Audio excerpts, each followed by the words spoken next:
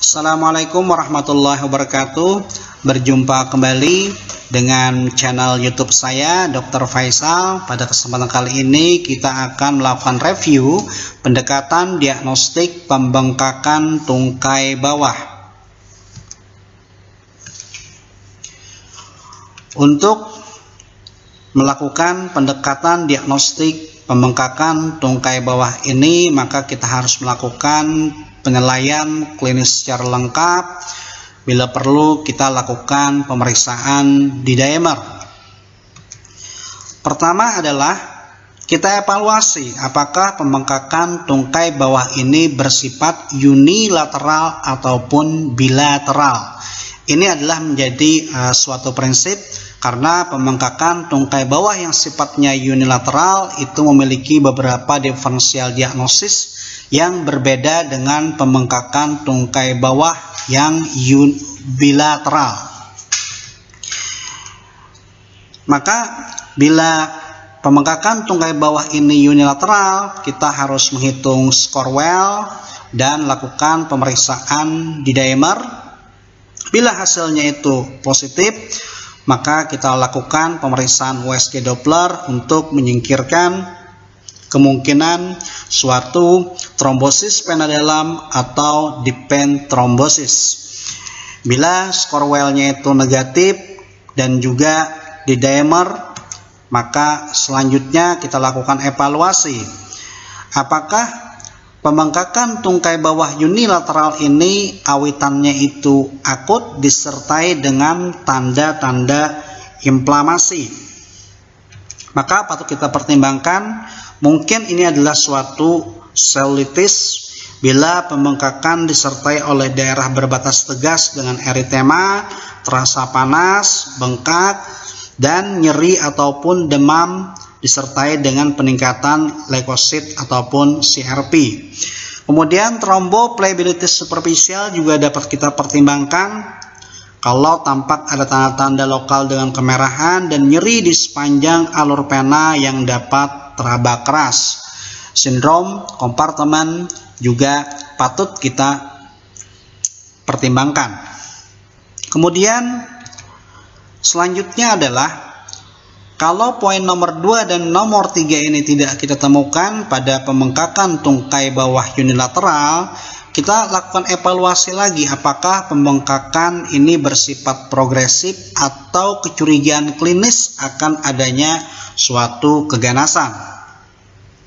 Massa di panggul atau abdomen bagian bawah dapat menyebabkan pembengkakan tungkai bawah melalui mekanisme penekanan pena-pena atau pembuluh dasar panggul, sehingga kemungkinan keganasan ini patut kita pertimbangkan bila pada pasien kita temukan yang pertama adanya berat badan yang menurun, yang kedua ada riwayat kanker panggul sebelumnya, yang ketiga adanya perdarahan pervaginam pasca menopause atau di antara waktu menstruasi, yang keempat massa yang teraba atau limfadenopati lokal, dan yang kelima setiap pembengkakan unilateral dengan awitan baru yang bersifat progresif tanpa adanya penyebab yang jelas. Sehingga pada kasus ini kita lakukan pemeriksaan dubur ataupun vagina, periksa kadar PSA pada laki-laki, dan rencanakan pemeriksaan pencitraan dengan menggunakan USG baik transabdominal ataupun transvaginal. Bila perlu kita pemeriksaan CT scan. Selanjutnya, bila nomor 2 hingga poin nomor 4 ini tidak kita temukan, kita lakukan evaluasi apakah pembengkakan tungkai bawah unilateral ini bersifat non-pitting atau ada riwayat diseksi kelenjar getah bening lokal ataupun adanya riwayat radioterapi sebelumnya. Bedakan limfedema ini dengan penyebab bengkak lainnya, karena limfedema kurang berespon terhadap pengobatan konvensional dan keganasan yang mendasari patut dipertimbangkan. Terutama pada kasus-kasus misalkan yang pertama ada riwayat keganasan panggul sebelumnya ataupun riwayat radioterapi lokal atau diseksi kelenjar getah bening. Yang kedua, ada riwayat kelenjar limpe kongenital dalam keluarga, edem yang teraba keras dan bersifat non-pitting. Dan yang kelima, bagian dorsal kulit di dasar jari kedua tidak dapat dicubit yang dikenal sebagai tanda Stemmer. Dan yang terakhir, adanya penebalan dasar kulit dengan penonjolan menyerupai kutil atau berbatu-batu yang dikenal dengan istilah cobblestone efferent. Bila kita mencurigai terjadi suatu limfoedema, kita konsul ke ahli dan pertimbangkan pemeriksaan CT scan panggul dan abdomen untuk mencari bukti adanya keganasan yang mendasari. Jadi poin yang nomor 5 ini adalah kemungkinan suatu limfoedema.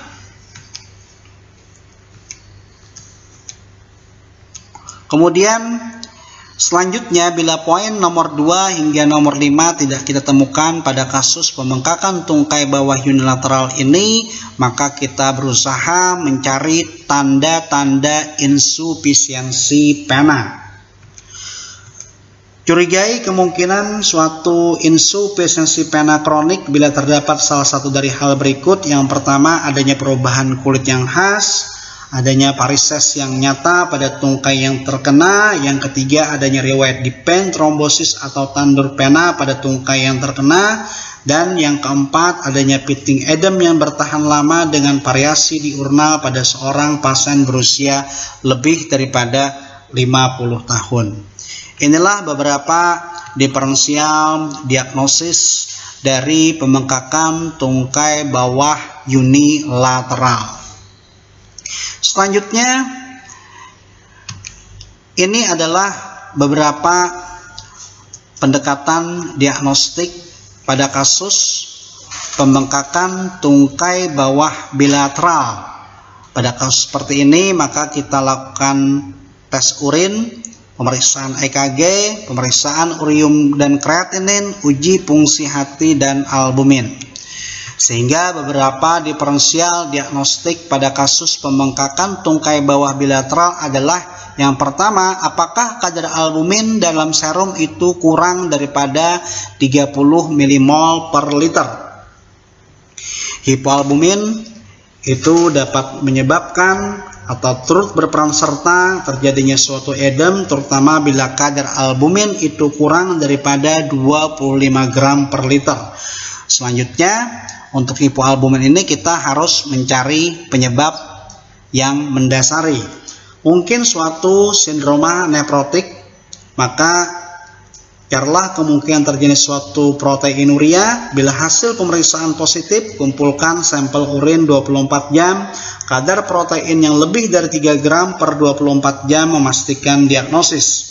Kemudian juga pada kasus hipoalbumin, kita evaluasi apakah terjadi gangguan pada fungsi hati, maka kita lakukan pemeriksaan SGOT, SGPT. Kemudian pada kasus respon fase akut yang persisten juga dapat menimbulkan penurunan sintesis daripada albumin. Dapat terjadi misalkan pada kasus infeksi kronik, penyakit inflamasi atau keganasan yang tersembunyi. Maka curigai hal ini bila pasien menunjukkan kadar peningkatan CRP atau LED yang menetap, koreksia yang berulang, limfadenopati, adanya gejala-gejala konstitusional seperti demam, keringat, malaise, ataupun penurunan berat badan, ataupun terdapat tanda-tanda atau gejala lokal misalkan teraba massa.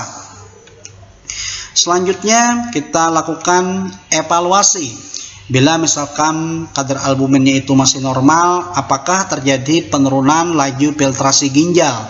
Ini sangat mungkin terjadi pada kasus-kasus gagal ginjal misalnya.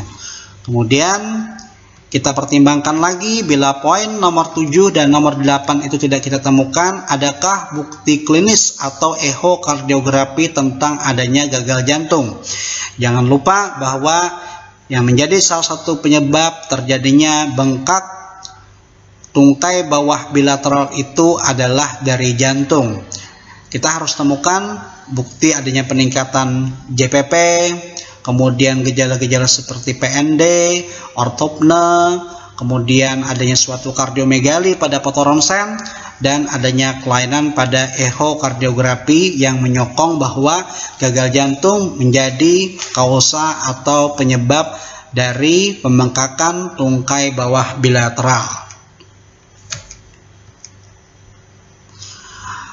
Kalau poin nomor 7 dan nomor 9 tidak kita temukan, maka kita berusaha apakah mungkin penyebab pembengkakan tungkai bawah bilateral ini disebabkan oleh obat, misalkan penggunaan kortikosteroid, penggunaan estrogen, penggunaan NSAID, ataupun pasien itu mungkin mengalami putus obat pemberian furosemid.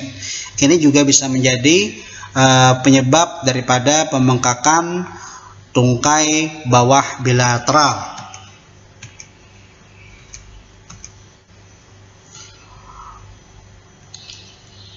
Kemudian juga patut kita pertimbangkan, misalkan pembengkakan unilateral itu belum kita evaluasi, maka perlu kita lakukan evaluasi ulang, kemungkinan suatu insufisiensi vena ataupun suatu edem idiopatik, atau mungkin suatu edem akibat gravitasi yang dikenal sebagai istilah